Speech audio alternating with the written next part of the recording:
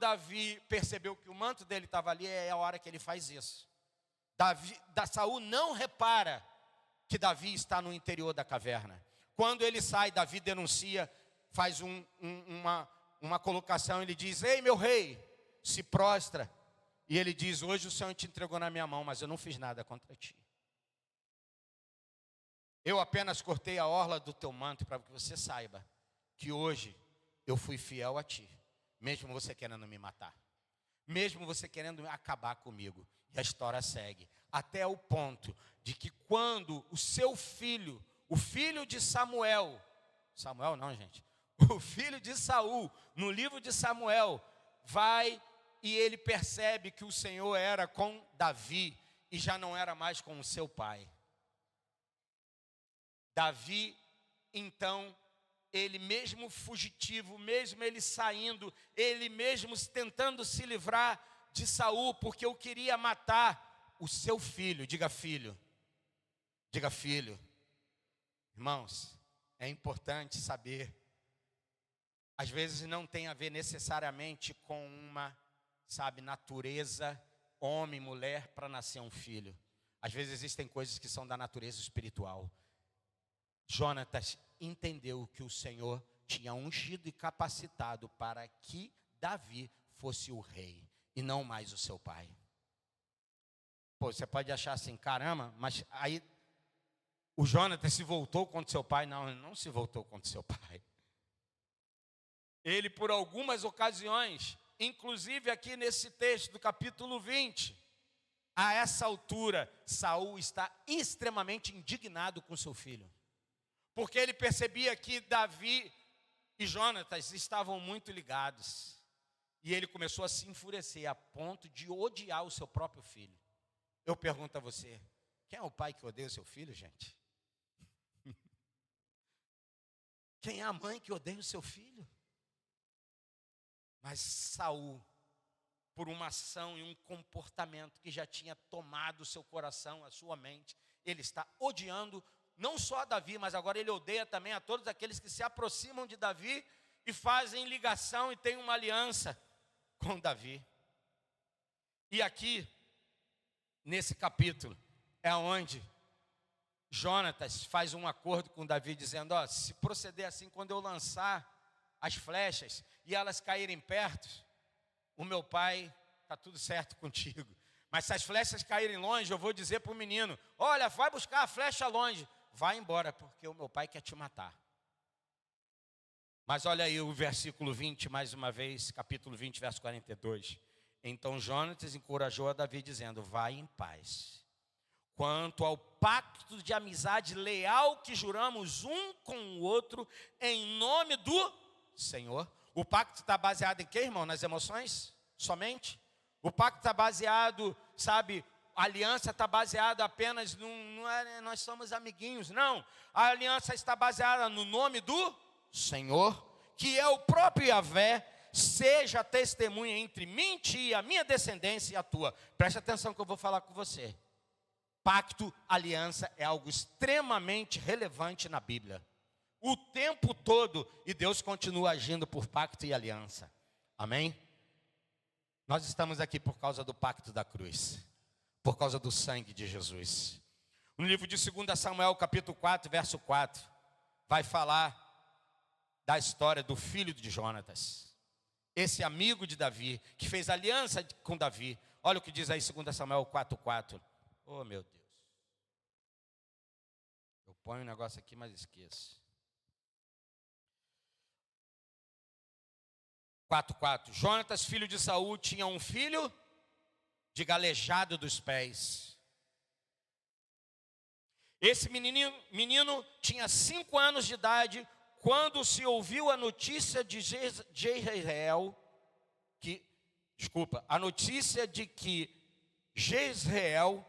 de que Saul e Jonatas haviam tombado em combate. Sua ama o apanhou, fugiu, todavia na pressa, diga na pressa, cuidado com a pressa, hein? Ela o deixou cair e ele ficou manco, diga manco, ou aleijado. Seu nome era Mefibosete. Diga Mefibosete. O que acontece? Irmãos, presta atenção que eu vou falar para vocês, isso aqui é muito importante.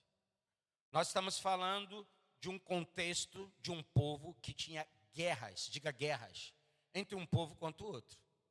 Pergunto eu para você, nós no Brasil literalmente temos guerra de um povo contra o outro? Estou falando literalmente.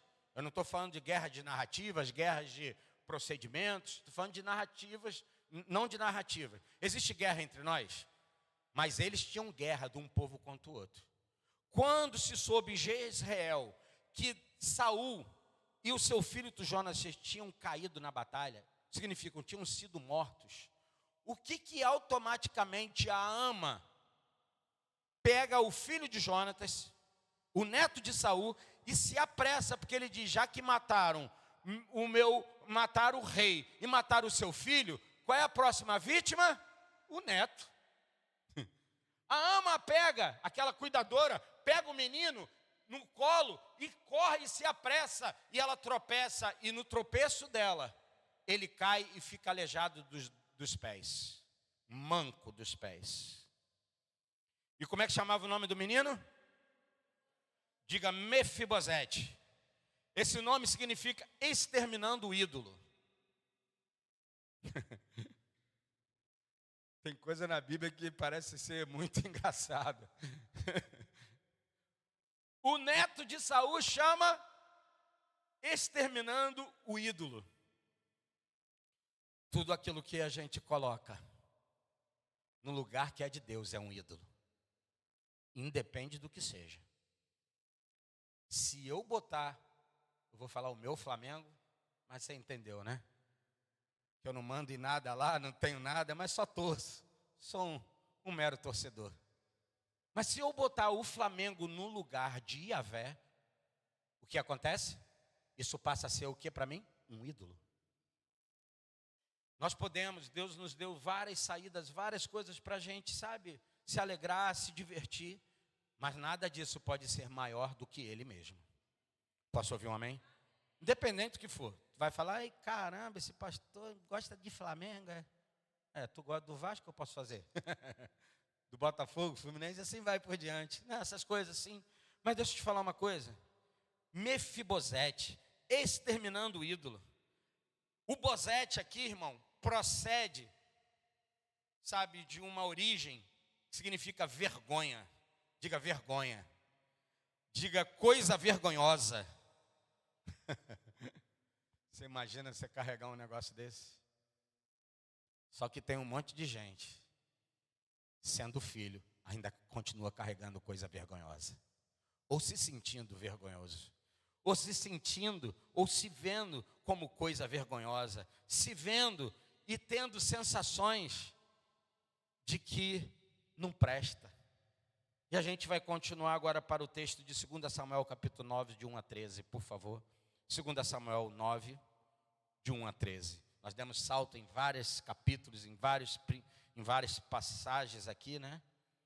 Certa ocasião, Davi questionou a si mesmo. Essa altura, irmão, Davi, ele já é o rei de Israel. Eu acho que ele não é nem mais só o rei de Judá, né? Ele era de Judá?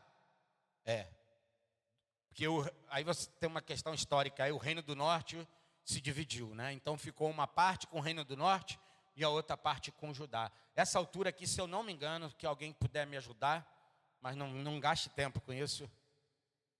Foi só em Salomão? Só em Salomão, né? É verdade, meu amor, obrigado. Tá vendo? É importante estudar a Bíblia. Foi só em Salomão que isso é estabelecido, irmão. Os reinos se unem. Amém? O contrário? O contrário. É isso mesmo, é o contrário. É verdade, o reino se separa, né, em Salomão ali. E aí, o que acontece? Vamos aqui continuar o texto, por favor.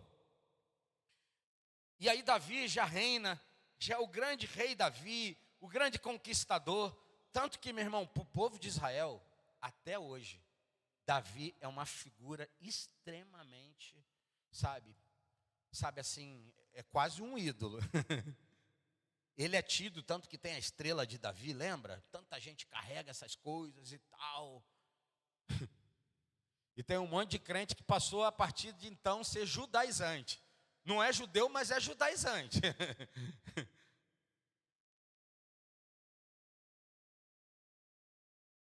É quando Jesus vai ensinar lá que vocês fazem um prosélito. Você sabe o que significa essa palavra? É converter alguém que é um cristão, um gentio, querer fazer com que ele seja um judeu. Isso é prosélito, um proselitismo.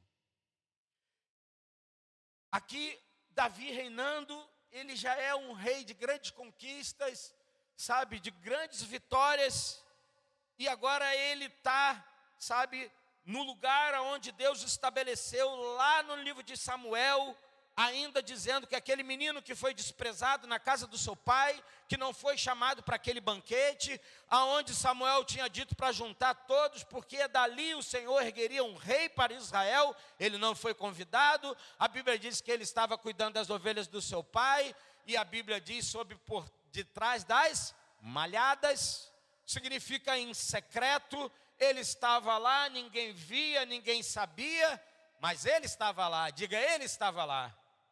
Meu irmão, talvez ninguém te veja por trás das malhadas, mas tem um que te vê o tempo todo, em todo tempo, em qualquer lugar, em qualquer momento.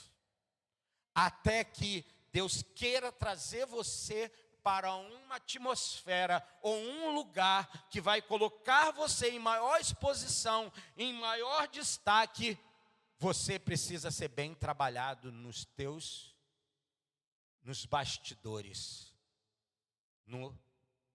como se diz em inglês, por trás do palco, no backstage, por trás do palco, porque por trás do palco ninguém sabe. Quando o artista vem para frente do palco, muitas vezes ele assume uma figura, ele assume um personagem, mas todo mundo sabe quem é esse artista no backstage, por trás do palco. Ali as pessoas são o que são. É assim que Deus quer nos ver, não como, sabe, representantes, ou como mascarados, ou como alguém que põe algo, maqueia para fazer um personagem. Não, Deus quer que lá no backstage Ele nos trate. O que Deus estava fazendo com Davi é que antes dele ser colocado como um rei de Israel, Deus tinha tratado, ou tratado o seu coração. Posso ouvir um amém? Se a igreja de Jesus, ela fosse uma igreja tratada no backstage, quando Deus nos trouxesse a um lugar que não é isso aqui, a gente precisa entender que existe palco, ou púlpito, ou altar, mas você tem que saber que o maior altar não é esse que você está me vendo pisar aqui. O maior altar está dentro de nós. Aquele que Deus sabe, conhece das nossas dores, nosso sofrimento, nossos choros, e até mesmo quando a nossa ama, apressadamente querendo correr, nos levou e nos fez cair, e nós tombamos e ficamos com aleijões, ficamos com situações extremamente, sabe, claras, que as pessoas olham e falam, eita, é um aleijado. Só que existe tipos de aleijões que não são tão aparentes assim. Saul, ele tinha um aleijão dentro da sua alma, da sua mente. Mas Mefibosete, literalmente, era alguém que tinha algo aparente. E Davi, aqui agora, o conquistador das batalhas, Davi, o homem das conquistas, das vitórias de Yahvé, das vitórias de Jeová, ele está agora, sabe, no trono, reinando, governando. Ele é um homem poderoso, um homem, sabe, de grandes conquistas, de grande valor. Entrou ar no lugar errado.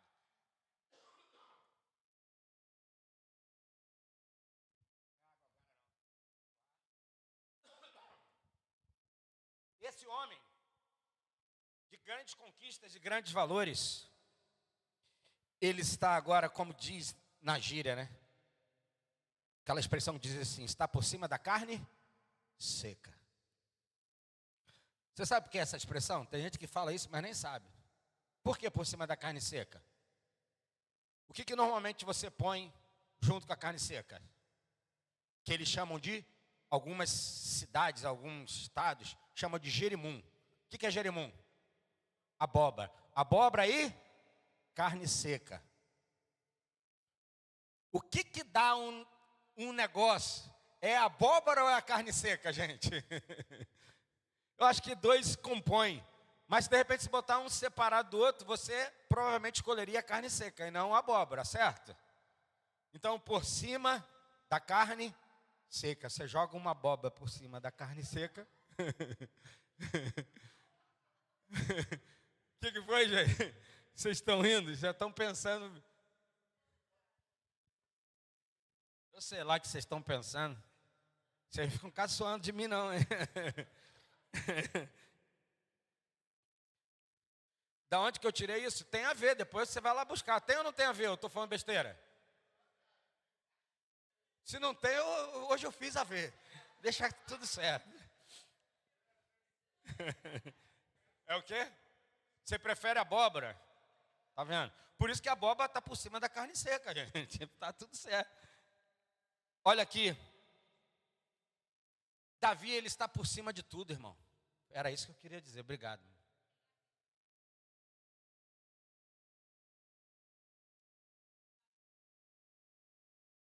Ó, tá vendo? Cultura.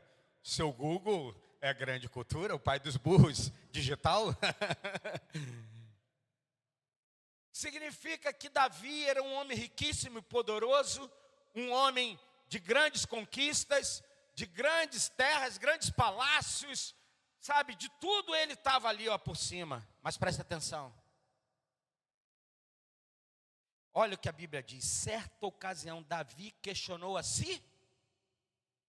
Isso é lindo, irmãos. Preste atenção. Oh, meu Deus.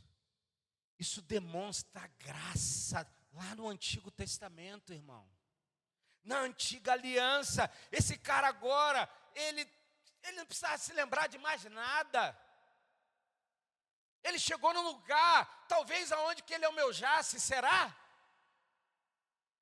E se chegou, agora ele está ali, mas ele não se esquece, diga, ele não se esquece da aliança que ele fez.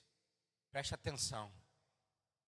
Não se esquece da aliança que ele fez. Por isso uma das questões que eu acho que a palavra de Deus diz assim, eu me agrado de Davi, porque ele é um homem segundo o meu. Sabe por quê? Deus não é um Deus que se esquece da aliança que fez conosco e com a nossa descendência. Você se esqueceu, você quebrou a regra, você quebrou o pacto, mas ele não quebra o pacto, ele não pisa a cana quebrada e nem apaga o pavio que fumega. Esse é o meu Jesus, esse é o seu Jesus.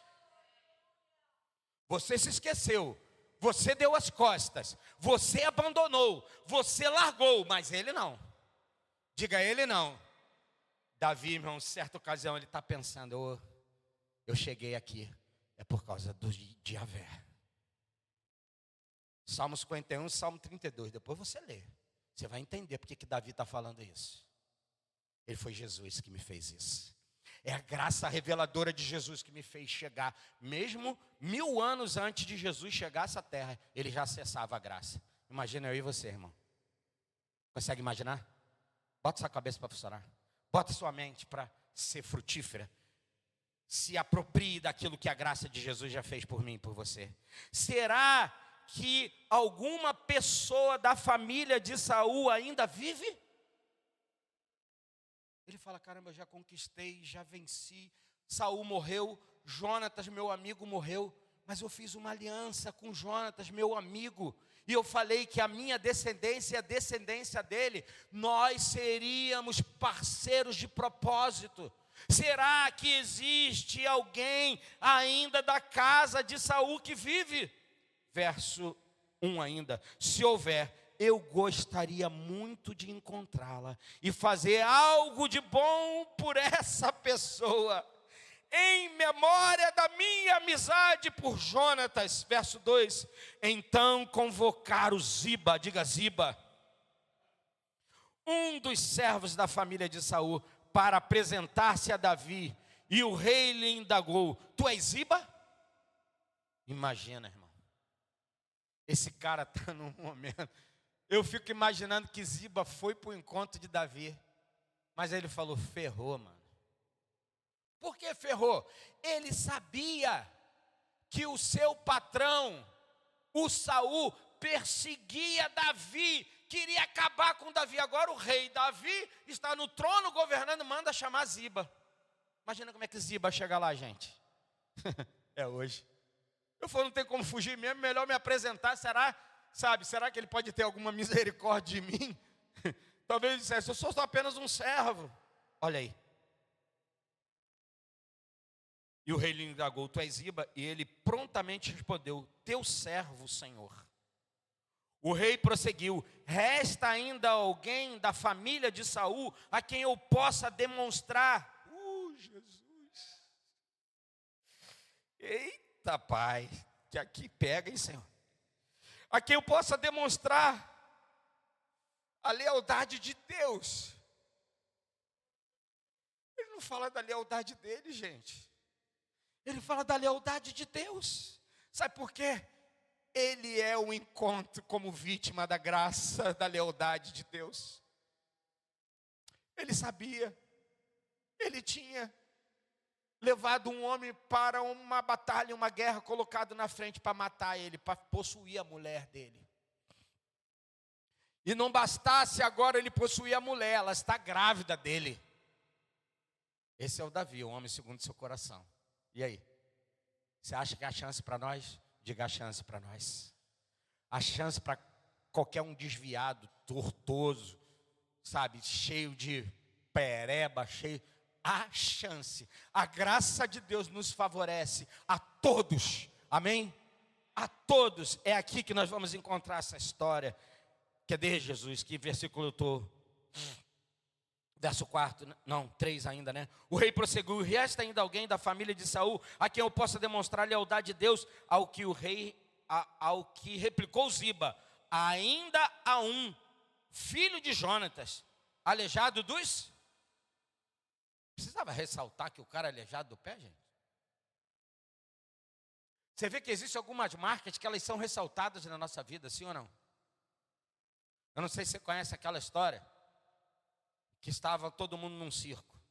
Estava o domador dando chicotada no leão. Está. De repente, o leão fora da jaula, lá no picadeiro. Pá, pá. De repente a fera fez o quê? Veio para cima do domador. E quando a fera, o leão, pegou o domador, as próximas vítimas eram quem?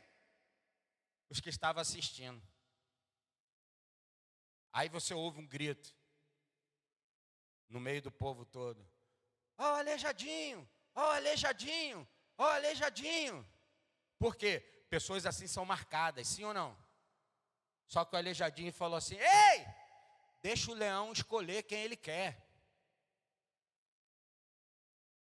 Às vezes a gente ficou aleijadinho, o aleijadinho falou, ei, deixa o leão escolher quem ele quer, que não seja eu a próxima vítima, que antes de mim alguém seja comido. Escute o que eu vou falar para você. Existem marcas que às vezes vêm sobre nós e que elas denunciam de uma forma mais clara, sabe, mais aparente, sabe, os nossos erros, as nossas falhas, sabe lá o que é. Aqui o Ziba vai dizer, ainda há um filho de Jonatas, aleijado dos pés. E o rei desejou saber. Diga, o rei desejou saber. Você não entendeu. O rei deseja saber da tua vida e da tua história. O rei não é aquele que não está nem aí. Você diz, ei, essa aqui é a minha história. Não estou interessado na sua história não, meu filho. O rei desejou saber. Diga comigo, o rei deseja saber da minha história. O rei não vai ficar indiferente à minha história, mas escute. Ele não quer que você fique preso na tua história.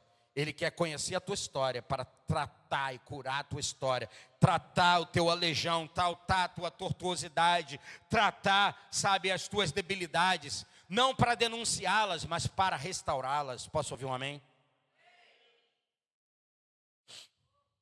Escute aí. Ainda um filho de Jonas aleijado dos pés, e o rei desejou saber: e onde ele se encontra agora? Diante de que Ziba lhe disse,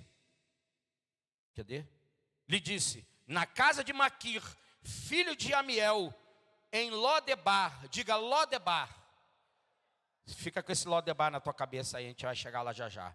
Então, em seguida o rei, diga em seguida. O que o rei faz? Olha aí. Cadê onde estou, meu Deus do céu? 5. E em seguida o rei Davi mandou trazê-lo da onde? De Lodebar. Diga, o rei manda trazer de Lodebar. Diga mais alto, por favor. Diga, o rei manda trazer o Mefibosete, lá de Lodebar. Fica ligado aqui no Lodebar, já já. Então Mefibosete, filho de Jonatas, neto de Saul, veio à presença de Davi e se prostou com o rosto em terra e fez-lhes reverência. Davi o chamou pelo nome: Mefibosete? E ele prontamente respondeu ao rei: eis aqui teu servo, Senhor. Então Davi o tranquilizou. Você já pode imaginar como é que Mefibosete estava? Eu imagino. Essas alturas, se a gente pudesse usar uma expressão aqui de púlpito, mas fica feio, né? Ele estava, entendeu, né? Ele já estava mal cheiroso essas alturas. Davi tranquiliza: não temas, porquanto o chamei para lhe o quê? Demonstrar bondade por amor a Jonatas teu pai, meu amigo. Restituirei as terras de Saul, pai de teu pai, e tu sempre haverás de comer à minha mesa. Então Mefibosete lhe fez reverência e declarou: ó Senhor, quem é este teu servo para dares tua preciosa atenção? Vale tanto quanto um cachorro? Meu Deus. Ai, eu não sei se alguém imprimiu isso nele, ou se ele se viu sendo imprimido por alguém, mas ele diz: quem é esse teu servo? Pode parecer uma colocação de humildade, sim ou não? Pode, mas eu vou te dizer, vai mais do que uma humildade. Ele se sentia como vale tanto quanto um cachorro morto. Imediatamente, diga imediatamente.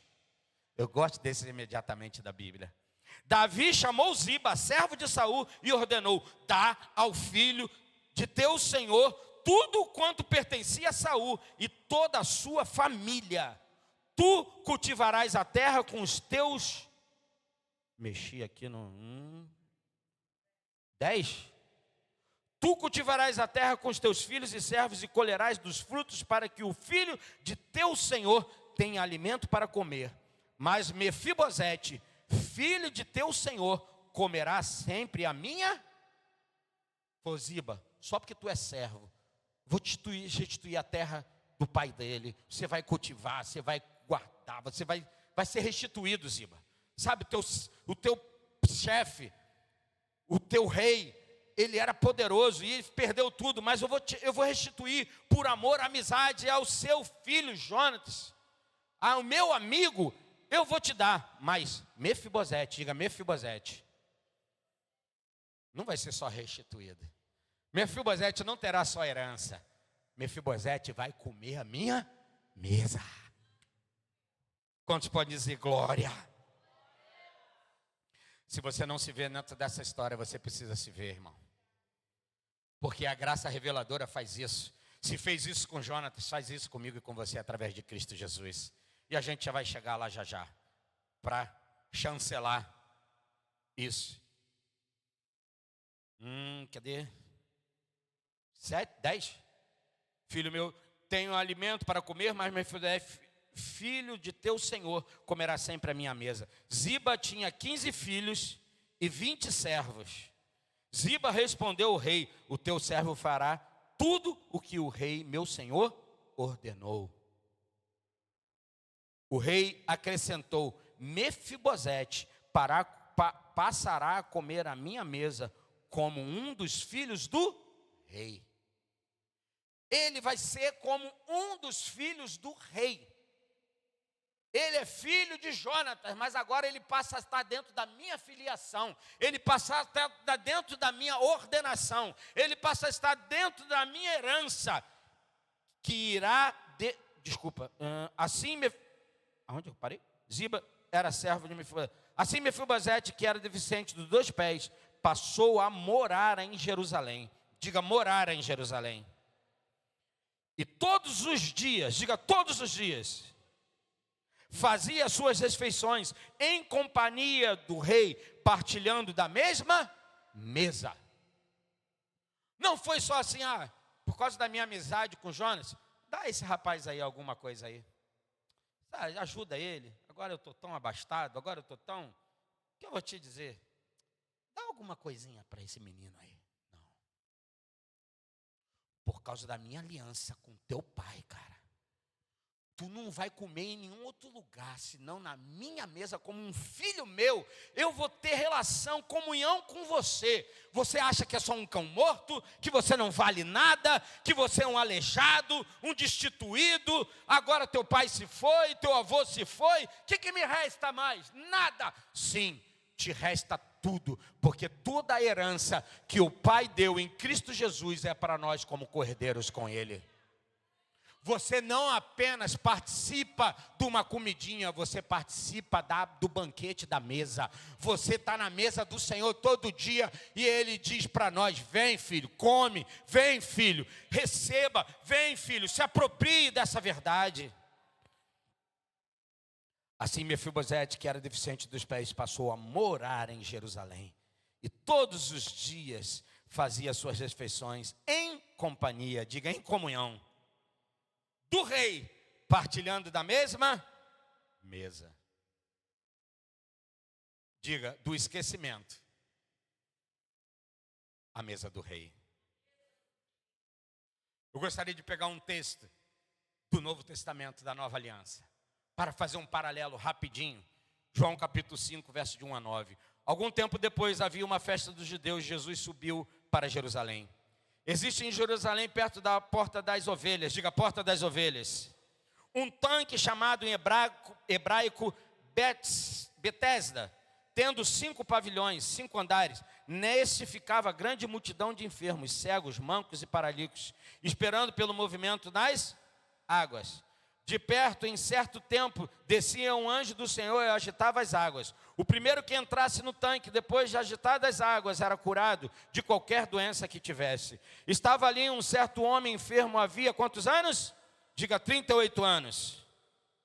38 anos, ele forja alguém. 38 anos faz com que alguém, tenha uma característica, um caráter, tenha uma ação. Há 38 anos esse homem estava ali. Verso 6. Quando Jesus o viu deitado, e sabendo que estava assim havia muito tempo, perguntou-lhe, queres ser curado? O homem enfermo queixou-se, Senhor, não tenho ninguém que me ponha no tanque, quando a água é agitada, pois enquanto eu estou indo, desce outro antes de mim. Ordenou-lhe Jesus, levanta-te, apanha o teu leito e anda. Imediatamente o homem ficou curado, pegou o seu leito e andou, e aquele dia era sábado. Betesda, diga Betesda, ou tanque de Betesda, conhecido aqui em aramaico, significa casa de misericórdia. Deus é bom de ir aonde a misericórdia precisa se apresentar. Será que Jesus já foi o tanque da sua vida? A misericórdia já compareceu diante de você? Escute o que eu vou falar para você.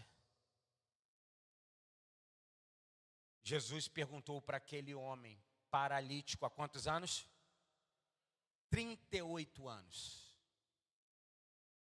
Queres ser?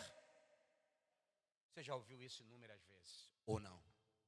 Qual foi a resposta daquele homem há 38 anos? Na mesma condição, na mesma circunstância, na mesma, dia após dia, meu irmão. Se tem coisas que uma semana muda, às vezes o nosso pensamento, imagina 38 anos. Agora escute o que eu vou falar para você.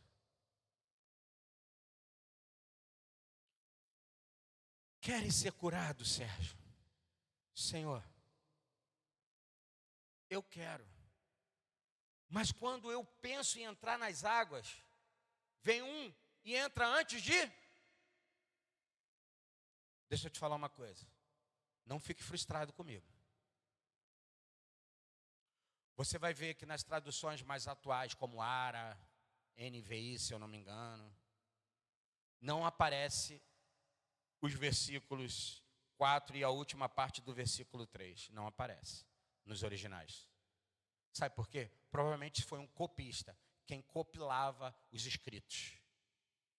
Talvez ele, para fazer, cara, se alguém está querendo entrar na água, é preciso ter alguém que mova a água, um anjo mova a água.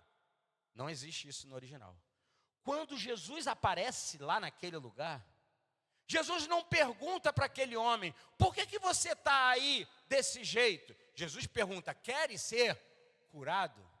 Qual é a resposta automaticamente que aquele homem que há 38 anos está na mesma circunstância, provavelmente um pedinte, provavelmente alguém, sabe, que já está marcado por aquela dor, aquele sofrimento, não tem mais jeito, eu já estou há 38 anos, 39, estou esperando só a morte.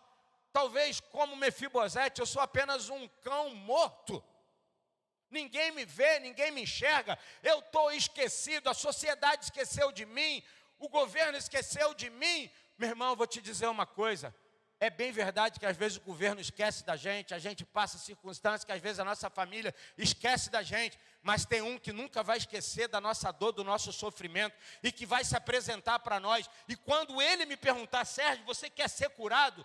Que eu tenha a resposta correta para dar a ele, e não a resposta que a marca da minha dor, do meu sofrimento, do meu aleijão me fez me sentir, me fez ver, me fez encarar, e agora eu sou isso, eu não sou isso, eu sou o que a palavra de Deus diz que eu sou, e não o que as minhas circunstâncias ditaram sobre mim que eu sou. Betesda, casa da misericórdia, casa da água que flui. Esse é o nome do tanque próximo à porta da onde? Das ovelhas, em Jerusalém, cujas águas tinham poderes curativos.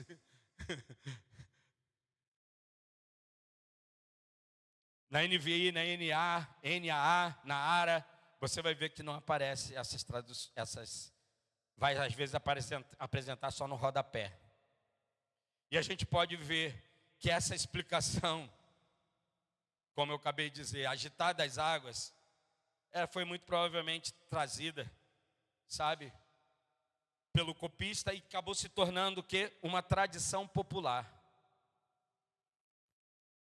Agora, o importante, diga comigo, o importante, nesse relato, é que Jesus cura o paralítico, sem depender do tanque.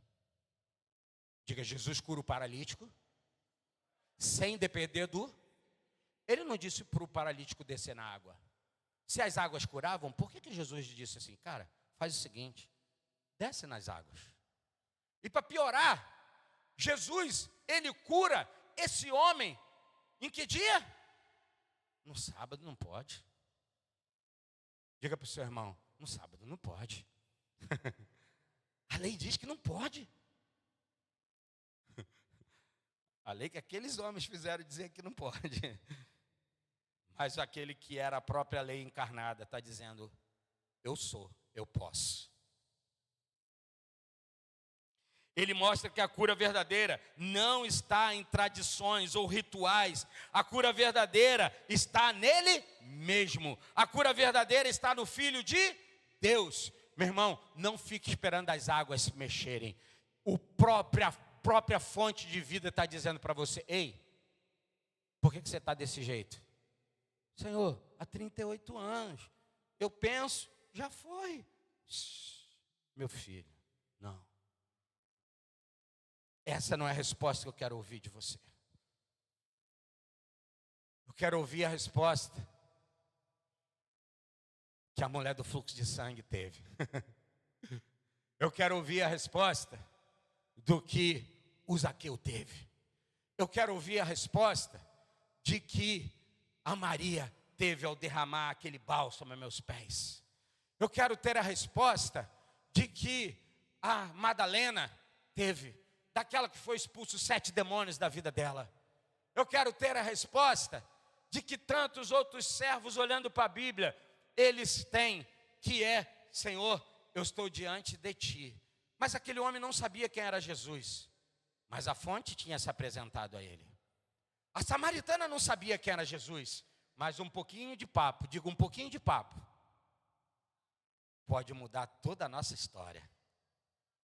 Quando nós estamos diante do divino, pouco tempo de conversa, eu não sei nada sobre ele, mas quando a fonte se revela, ela muda tudo em nós e tudo que está ao redor de nós. Irmãos, até quando nós vamos ficar dando desculpa do nosso pai e da nossa mãe, do nosso irmão, da nossa igreja, do nosso povo, do nosso presidente? Quando, irmão? Até quando? Nós estamos diante do divino, que pode mudar. Se as coisas não mudarem fora, é porque elas não mudaram dentro. Jesus precisa mudar o primeiro universo que temos, o universo do nosso interior. Porque à medida que muda aqui, o que vem para fora já muda, já vem com outra visão, com outra ótica. Posso ouvir um amém? O Filho de Deus, a manifestação da glória, da presença, estava diante daquele homem paralítico que estava há 38 anos dentro daquela circunstância. Posso trazer uma aplicação espiritual dentro desse texto para mim e para você? É que muitas das vezes nós depositamos esperança. Diga, deposito esperança. E às vezes em coisas que são incertas. Eu lembro que nós batíamos um papo com o apóstolo Hudson na nossa casa.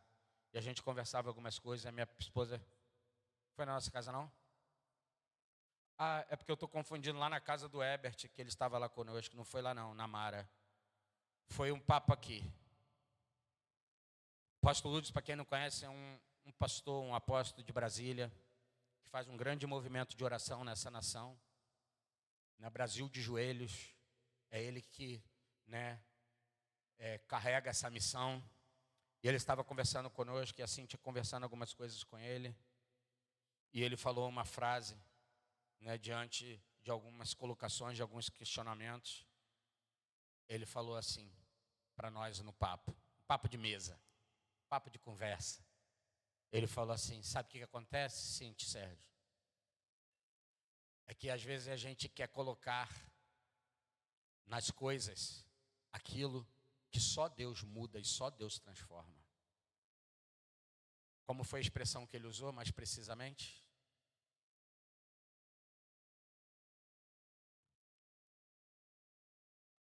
Às vezes nós buscamos atributos nessa terra, estabilidade nessa terra, mas a estabilidade é um atributo de Deus. Não que eu e você não queremos ter estabilidade, amém? Mas é porque às vezes a gente confia mais na estabilidade. Eu quero ser um funcionário público, eu nunca vou ser mandado embora. O problema é que às vezes você, como um funcionário particular, você é mandado embora, não é porque o mundo é sempre ruim, é porque às vezes a gente é ruim. Porque quem é bom está sempre em destaque. E para ser bom não precisa pisar no outro, amém? Só que esse sistema é tão horrível, é tão terrível, que para alguém subir precisa... Davi chegou lá, irmão. Quando ele chegou, ele falou: tem mais gente que precisa usufruir do que eu tenho. Deus quer te levar a lugares de destaque. Deus quer te levar a ser um profissional reconhecido, ter recurso, ter dinheiro, independente do que você faz. Você pode ser alguém, sabe, que tem um pequeno negócio. Deus quer te honrar, te abençoar. E quando você tiver o pouco que você tem, aprenda a compartilhar. Não só com os seus, aprenda a compartilhar com outros. Amém? Às vezes o Espírito Santo vai colocar no seu coração: faz isso, dá esse negocinho ali para aquela pessoa. Pequeno, vá fazendo, irmão, você vai vendo a liberação do Senhor.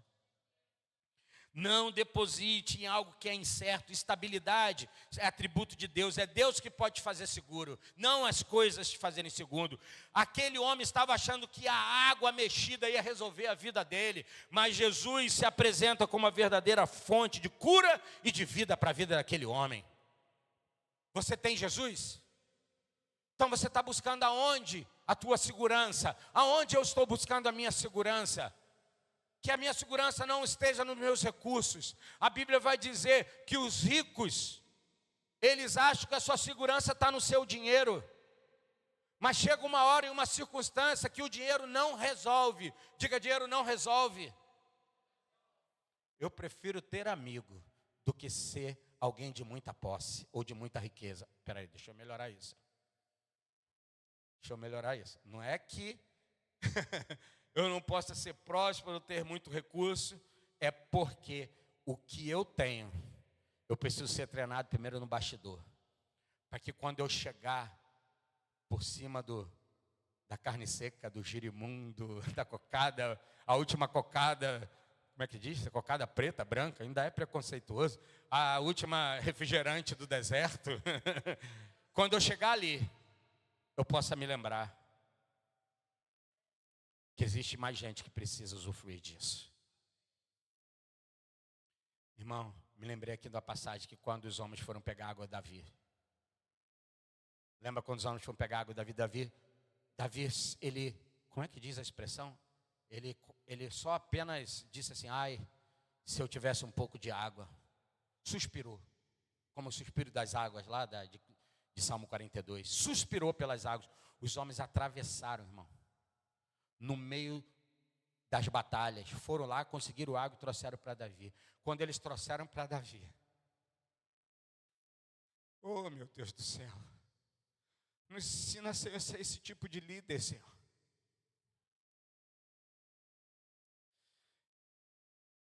Oh Deus, Davi percebeu, aqueles homens colocaram as suas vidas em risco. Ele podia dizer, oh servo bom e fiel. A Bíblia diz que Davi pegou a água que aqueles homens trouxeram e fez o quê? Derramou como uma libação, como uma oferta ao Senhor. Ele disse, como eu poderia beber a água que os meus homens correram risco de morrer. Meu irmão, é preciso estar muito resoluto, porque às vezes as nossas necessidades, elas nos cegam. As nossas necessidades, elas nos ultrapassam. As nossas necessidades, às vezes, elas vão nos roubar dos verdadeiros valores. Mas Davi disse, não, oferta ao meu Senhor.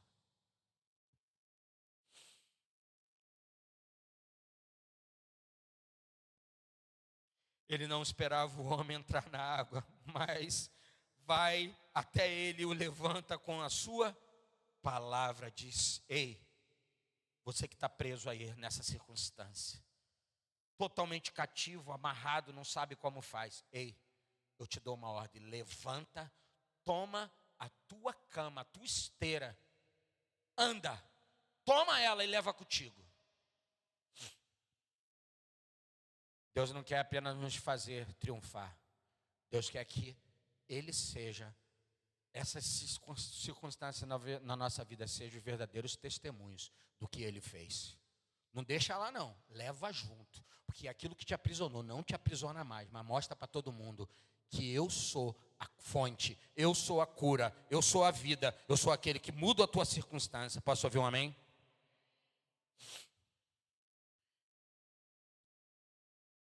Vou voltar aqui um pouquinho para a história de Mefibosete e eu vou terminar.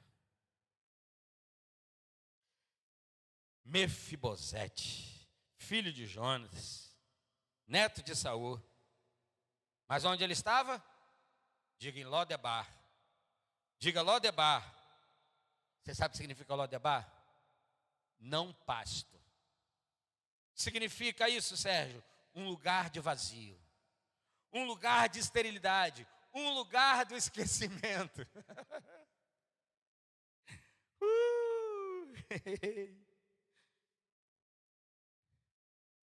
Eu estava esquecido. Eu estava num lugar que era estéril, infrutífero, um lugar que não tinha valor. Esquecido, esse menino está esquecido. De repente vem a ordem do rei, manda chamar Mefibosete lá em Lodebar, no lugar do esquecimento. O mundo esqueceu de você, tua família esqueceu de você, tudo ao teu redor conspira para você ficar nessa desgraça, vazio, oco, sem nada. Mas eu mandei Ziba te chamar. Ei, Ziba, vai até lá, porque eu quero fazer bem ao filho de Jonatas, porque eu fiz uma aliança com ele, e eu serei para com ele na fidelidade e na lealdade de Deus.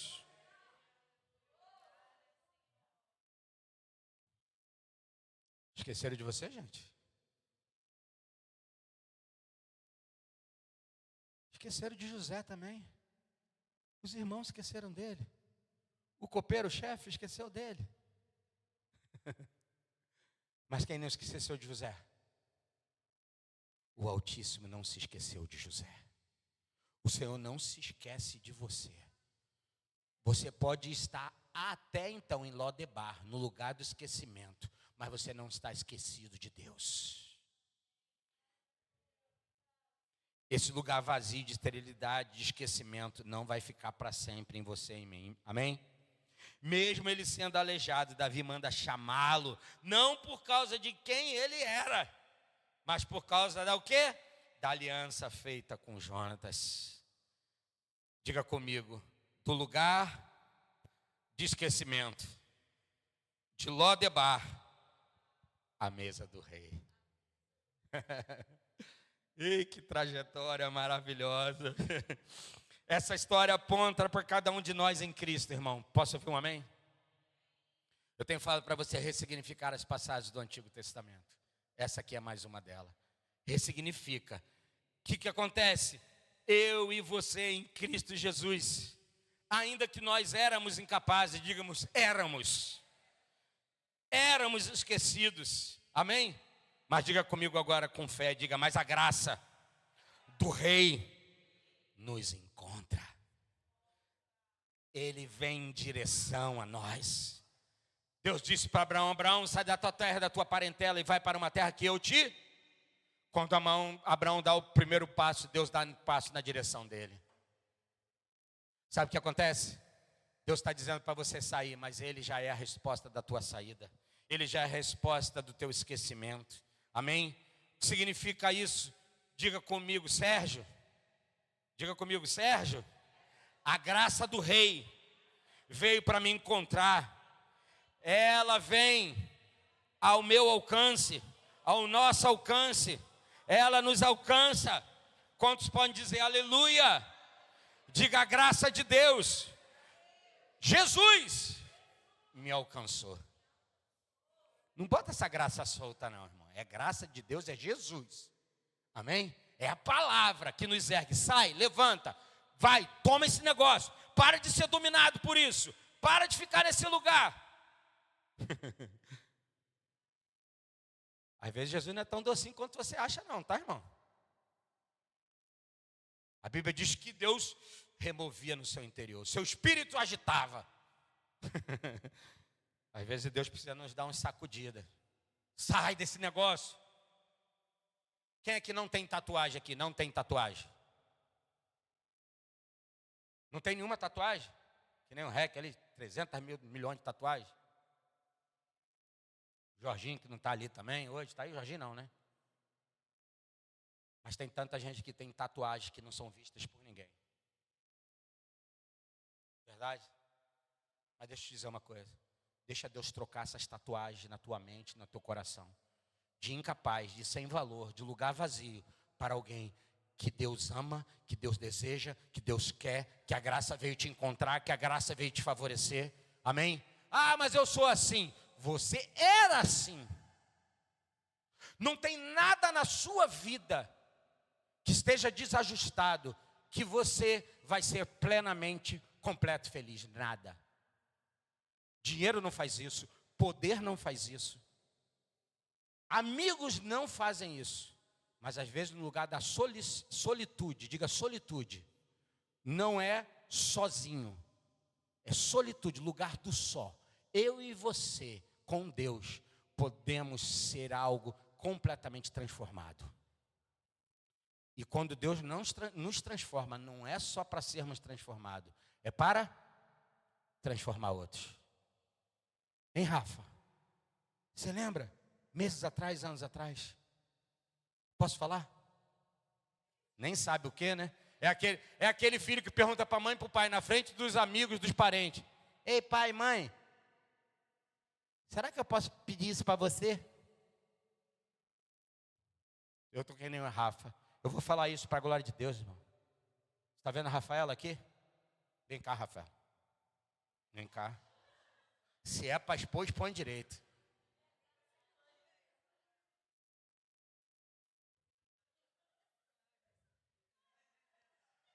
Essa moça aqui, alguns meses, né? Conheço alguns poucos anos, não muitos, poucos anos. Ela passou por umas situações mais complexas dentro de uma história, de uma vida de uma pessoa, um ser humano. Síndromes apavoradoras, pânico, fobia de gente, fobia de lugares. Sim ou não, Rafa? Saiu de um relacionamento, né, um casamento que se acabou. Uma mulher com 2 filhos. Você acha que isso é pouco, gente? Não é fácil, não. Tem mulheres aqui que vivem isso aqui. Ore por essas irmãs, ore por esses irmãos ou pais. É difícil, é doloroso. Mas cada vez que eu olhava para Rafa, olhava para Mari, eu falava, vocês são meus estímulos. Vocês me encorajam. E elas choravam. As perebas, as dores. Eu falei, vocês não estão desistindo. Fica aqui perto de mim. Vocês me fazem um bem enorme.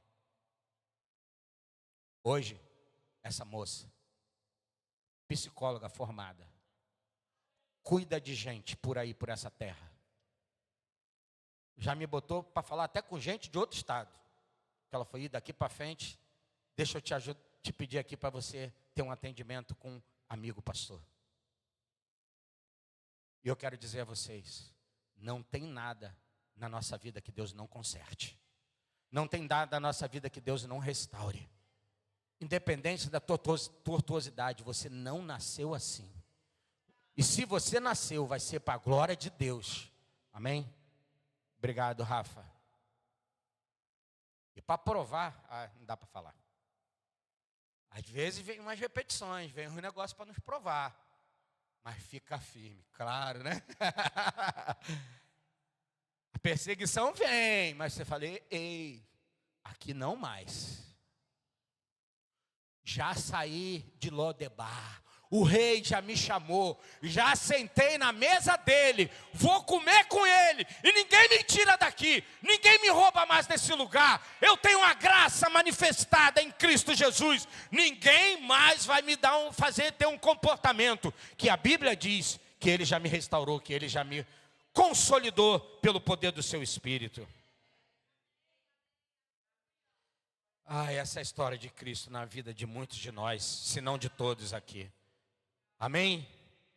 O que é isso, irmão? Símbolo da lealdade e da compaixão. Atributos de Deus. A história de Mefibosete é um exemplo da importância da lealdade e da compaixão de Cristo na Bíblia. É um exemplo para cada um de nós. Aplique hoje na sua vida. Para de ficar ouvindo o que não deve. Para de ficar ouvindo voz de quem não pode ser voz para você. A Bíblia diz que se a pessoa for cego, o que vai acontecer? Ambos cairão no abismo. Vá buscar conselho de quem pode te dar. Conselho de quem vai te ajudar, te socorrer. Amém, que você pode ter amigo de tudo qualquer lado, não tem problema. Mas cuidado, filtre o que você está ouvindo de quê e como é. Está compatível com o que a palavra de Deus diz? Então, irmão, separa. Não manda ele embora não, amém, irmão? Você precisa ser luz na vida dele. Esse é o ponto 1 de Lodebar, do lugar da esterilidade, do vazio, do esquecimento ao encontro da graça. Amém? E o segundo ponto, eu termino, da mesa da escassez à mesa do rei. Esquecidos, vazio, estéril. Não pasto, que não cria nada, um lugar que não serve. Você planta e não cria. Você planta e não como é que fala? Não germina. Não, você saiu de Lodebar. Você vai vir para a mesa do rei, amém? Davi apenas não tirou Mefibosete de Lodebar, mas lhe deu lugar permanente na mesa do rei. Na sua própria mesa, posso ouvir amém? Sabe o que significa, irmão? Comunhão, dignidade, restauração. Não se veja como alguém digno. Meu irmão, você custou tudo que Deus tinha. Pare de ficar se olhando. Tenha o olhar correto para isso. Quando Deus fala para você que a graça te alcançou, seja alguém simples e obediente. Obrigado, Senhor, não merecia, mas recebo. Mas quando você começar a ser lugar para um lugar onde talvez vai te inflar, o inferno vai dizer, tu é tão importante, você diz, não. Importante é aquele que vive e habita em mim. Importante é aquele que Deus colocou do seu lado. Deixa eu te dar uma lição aqui. Considere os outros superior. Se a gente não aprender isso como igreja, nós estamos fadados a achar que nós somos o centro. Ele é a rocha da nossa salvação. Se você não olhar para o seu irmão, independente das vaciladas que ele tem, e você colocar ele num lugar de honra, dizer, Senhor, tu morreste por ele, ele é meu irmão, eu o amo com as suas falhas e defeitos, assim como é porque a gente às vezes acha que está muito perfeitinho agora, muito ajustadinho. Agora você pode chegar e falar, ei, meu irmão, conserta logo, hein? Vai para o inferno, hein?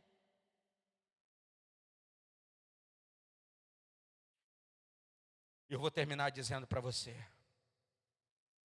embora. Uhul! O Mefibosete continuou aleijado. Mas só dos pés, porque a sua alma foi restaurada. Ele estava aleijado ainda, mas ele estava cercado pela presença do rei. Ele pode entender João 10:10. Eu vim para que tenham vida e a tenham com abundância. João 15:15. Já não vos chamo servos, mas amigos. O que era vazio, irmão, se transformou em abundância. Não fique olhando a tua história de terror. Tua história, meu pai, minha mãe. Isso manifesta a glória para chuchu. A Bíblia diz em em Hebreus capítulo 11, uma grande nuvem, testemunhas. Resposta do capítulo 12, começa dizendo, olhai e veja essa grande nuvem de testemunhas. Qual? Abraão, Elias, Davi, tantos. Histórias que estavam fadadas a um fracasso, a uma desgraça. Mas Deus transformou do lugar vazio, estéril, um lugar de abundância. Fique de pé, por favor. Em Cristo nós deixamos a condição de inimigos e passamos a ser filhos. Diga, de inimigos para filho, gente.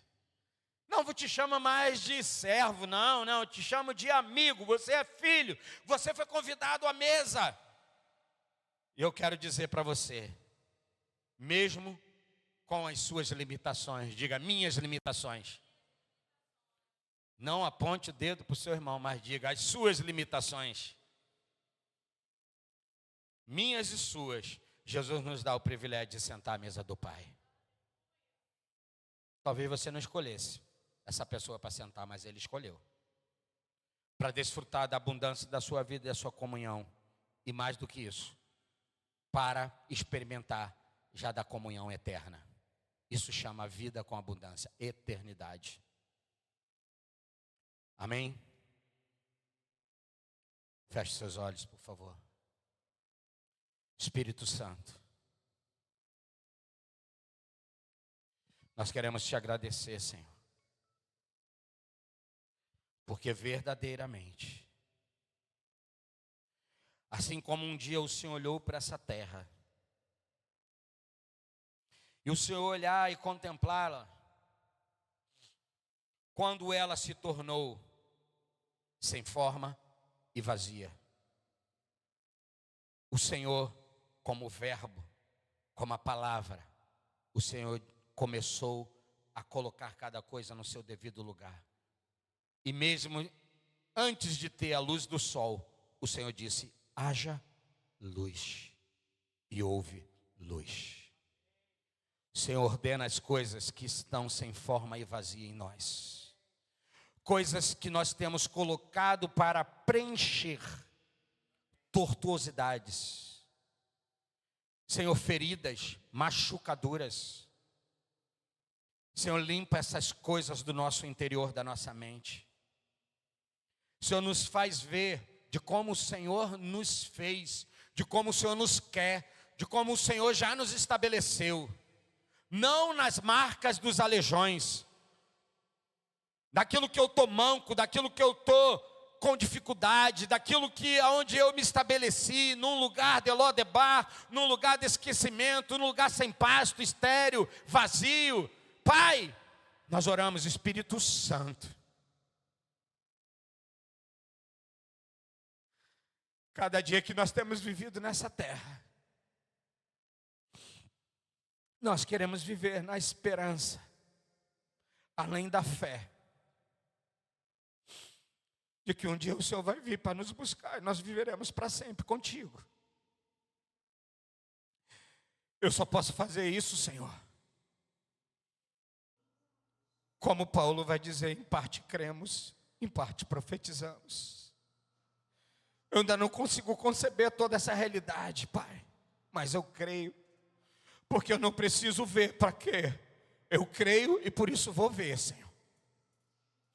Eu te peço que meus irmãos alcancem também esse lugar hoje, não só num tempo vindouro, mas de Lodebar, que nós possamos fazer a trajetória para a mesa do Rei. Da graça que não espera as águas serem mexidas, a graça que é a própria água, a fonte, para nos saciar, para nos dessedentar, para nos curar e para nos restaurar. Nós queremos te bendizer, Senhor, porque o Senhor é expert de fazer de lugares tortos, de lugares vazios, de lugares sem forma, e dá a tua forma, dá o teu jeito, dá a tua arte, dá a tua capacitação, dá a tua liberação. Assim como no sábado, Ele compartilhava conosco, Senhor. Assim como o Espírito do Senhor veio sobre aqueles homens artesãos, e o Senhor os encheu de capacidade para eles fazer as coisas da tenda, com o jeito que o Senhor queria. Senhor, que o Teu Espírito esteja sobre nós, fazendo que nós tenhamos o jeito que o Senhor quer, o jeito que o Senhor quer trabalhar, o jeito que o Senhor quer fazer, não do jeito que nós queremos ser, mas do jeito que o Senhor quer realizar em nós. Seja tudo em nós, seja a liberação em nós, seja o poder do Teu Espírito em nós, seja a vida da graça, da unção do Espírito, da capacitação do Senhor sobre a minha vida, sobre a vida dos meus irmãos. Assim como Efésios 2,6 diz, Deus nos ressuscitou com Cristo e com Ele nos entronizou nos lugares celestiais em Cristo Jesus, para revelar nas eras vindouras, hoje, a suprema riqueza de Sua graça, Sua presença, por intermédio da Sua bondade para conosco em Cristo Jesus. Porquanto pela graça sois salvos, por meio da fé. Isto não vem de vós, é dom de Deus, não vem por intermédio das obras, a fim de que ninguém venha se orgulhar por esse motivo, pois somos criação de Deus, realizada em Cristo Jesus, para vivermos boas obras, as quais Deus preparou no passado para que nós a praticássemos hoje. Diga comigo, Pai, as obras que Tu já preparastes na eternidade, para que eu, meu irmão, pudéssemos praticar hoje. Diga, eu quero ser a Bíblia ambulante, eu quero ser a história hoje experimentada para as pessoas que me rodeiam. Eu te agradeço, Jesus. Aleluia, aleluia, aleluia.